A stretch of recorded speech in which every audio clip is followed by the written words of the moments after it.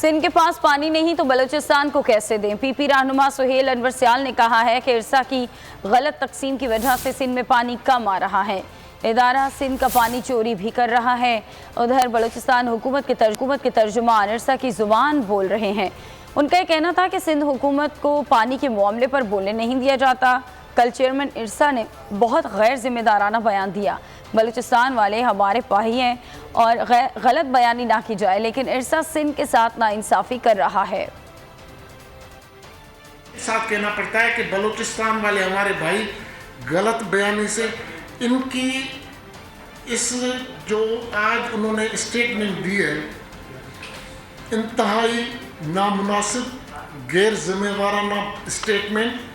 جب ہم دو تین مہینے سے پانی کا کیس لڑ رہے تھے اور اس میں ہم بلوچستان کے حوالے سے بھی لڑ رہے تھے، عجیب صورتحال ہے کہ پانی اوپر سے 1,80,000 ہوگا تبھی ان کا پانی صحیح جا سکے گا۔ اسی طریقے سے جب 1,30,000 سکھر میں پانی ہوگا تب جا کے ہمارا اپنا سکھر بیراج سے جو NWC کینال جو ہے وہ تب صحیح جائے گا۔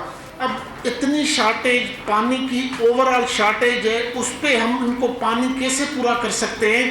یہ تو سب صوبوں کے حوالے سے ہم تو کمپلین یہی کر رہے ہیں نا کہ ارسا کی نااہلی کی وجہ سے صوبہ سندھ جو ہے وہ سب سے زیادہ افیکٹو ہے اور بلوچستان اس کے بعد۔ پانی آ ہی نہیں رہا تو ہم پانی پرووائڈ کیسے کریں گے؟